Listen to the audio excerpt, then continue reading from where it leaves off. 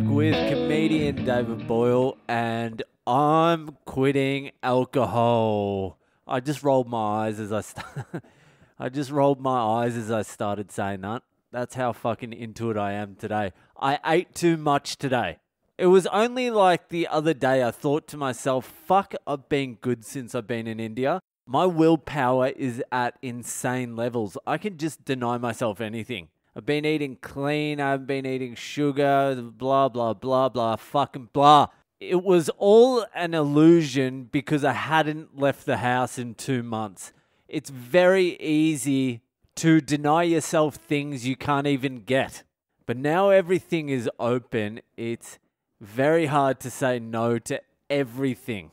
That's actually the hardest thing. Say no to everything all the time. Do you want a drink? Nah. Do you want a cigarette? Nah. Do you want something to eat? Nah.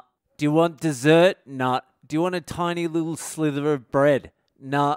Do you want some drugs? Nah. How about some seafood? Nah. Well, what do you want? All of it, you fuck. I want all of it. What, do you think I don't want to be sitting here washing down a few pills with some beer, smoking a dart, eating an ice cream, and fucking, I don't know, eating a fish? That's what I want to be doing. What I don't want to be doing is saying no to everything.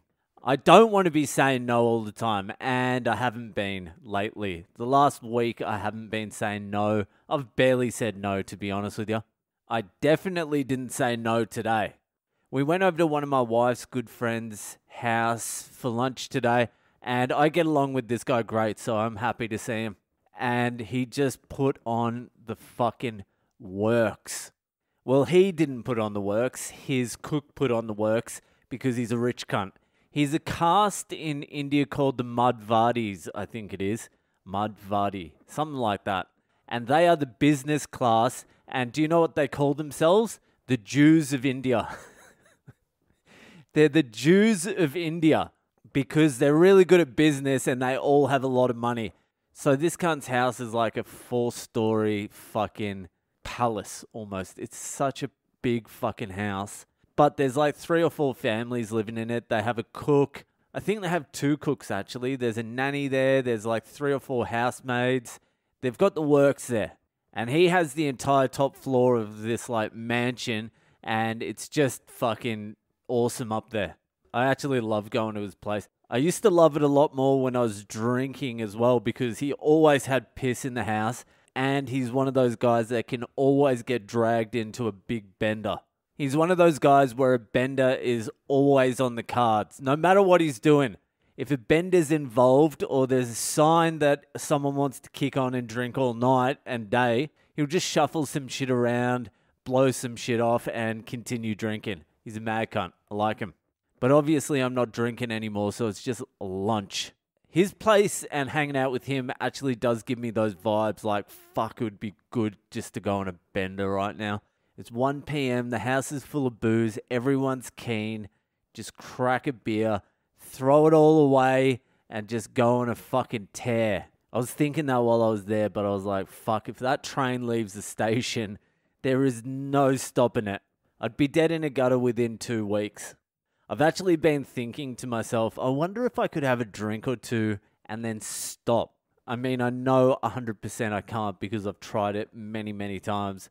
But you play around with the idea, you're like, I wonder if I could just have 2 beers, get a little bit of a buzz and just stop. I feel like I'm more responsible now. I feel like I have it under control. But no, you just got to shut that shit out because 100% I wouldn't stop at fucking 2 beers. 2 beers? But I also have been having dreams lately. I've been having so many fucking alcohol dreams. But the last few alcohol dreams I've had, I've just been having like 1 or 2 drinks, just casually.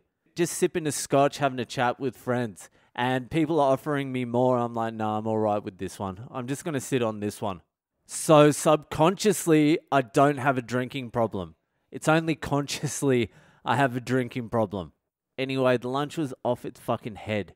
There were like these Indian toasted sandwiches things. I don't even know what they were. There was like fucking corn in them and shit. But Jesus Christ, it was delicious.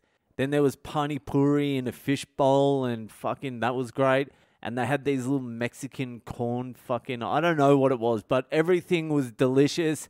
And then there was French fries with peri-peri salt and a chicken burger and some peri-peri chicken. And it was fucking Boyle went wild. And then after lunch, I was feeling very fucking satisfied, but I needed something to top it off. And I saw on his kitchen bench, he had a massive fucking hookah. So I'm like all innocent and shit. I'm like, hey, what's that on the bench?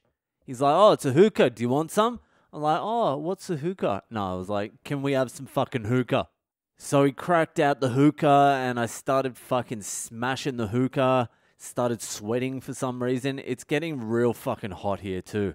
On the drive over there, I wasn't even doing anything except yelling at my wife, and she was yelling at me too. It wasn't a one-way street.